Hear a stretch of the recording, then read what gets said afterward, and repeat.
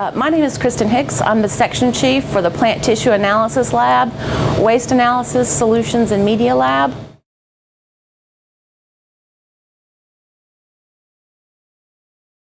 Plant tissue analysis is used to determine if plants are getting enough of the nutrients that they need.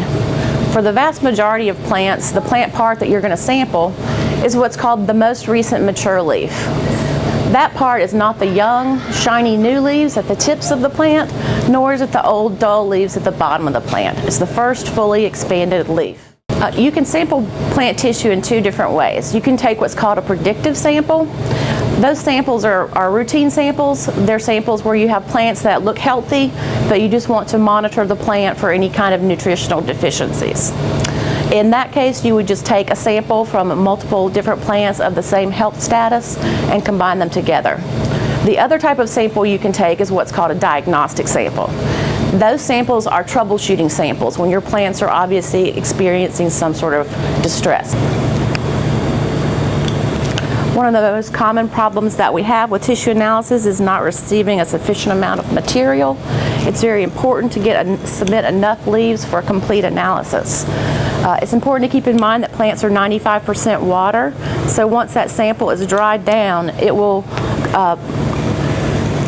represent very little material for analysis. In the case of this plant, it's obviously showing some sort of deficiencies in the leaves. So what we're going to do with this plant is we are going to take some of the leaves that are showing the deficiencies, and then we're going to try and find some leaves that look healthy. That way we submit two different samples. We submit a healthy sample and an unhealthy sample. That enables the agronomist to compare the two samples in order to better determine what the nutritional problems are. Ideally, you want to take a plant tissue sample from more than one plant. That's in order to get a good representative sample of the area. If, however, you only have one plant to work with, it's very important that you get enough sample material for the analysis. Plants are mostly water, so once this material is dried down, it will provide very little material for analysis. So be sure to get enough material, at least one full handful. Ideally, more like 2 handfuls of sample is ideal. In this case, we have our diagnostic sample. You can see the difference between the leaves. We have our good sample and we have our bad sample. And so once we have those separated, then we put each of our samples into a paper bag labeled good and bad. Another important tip is that you always want to put your plant samples in paper bags, not plastic bags.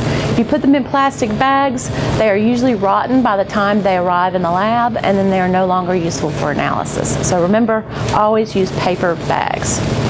The next thing you want to do after you've collected your sample is to correctly fill out the sample information form. This is available on the North Carolina Department of Agriculture's website in the Agronomic Division, and you can also pick it up at your local extension offices. So you want to completely fill out all of the contact information at the top, and then you want your sample IDs to match what is on the bag. So in this case, the sample ID would say good and bad. You'll tell us what type of plant it is. That's very critical. Different types of plants have different nutrient sufficiency ranges, so it is very important for us to know what type of plant it is in order to properly evaluate whether or not it has the appropriate amount of nutrients. Next, you'll put the growth stage. The growth stage would be something like early, bloom, fruiting, or mature. The next thing you'll put is the plant part. For almost all plants, that's going to be the most recent mature leaf. There are a few exceptions to that, and you don't have to remember what they are because they're all in the back of the form. So anything that does not require the most recent mature leaf, such as grapes, corn, and certain types of turf, those are all listed on the back. Everything else would be most recent mature leaf. This is also very important to us, plant appearance. If you can tell us as much as possible about what you're observing on the plant, that will help us to diagnose the problem. So for example, here on the bad sample, you would put yellowing between the veins, or is it on the younger leaves or the older leaves? Things like that are very helpful. Next, you would tell us if you have any kind of corresponding samples.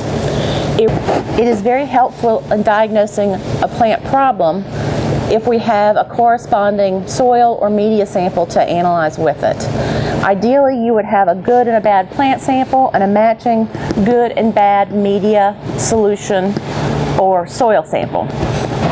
You can request special tests if they are appropriate. For most plants, the routine analysis is all that you will need, but a few plants do benefit from special tests. Lastly, you will include the payment for the sample. For North Carolina residents, the cost of a plant tissue sample is $5. You can pay by cash, check, or you can go online and pay once your sample is complete.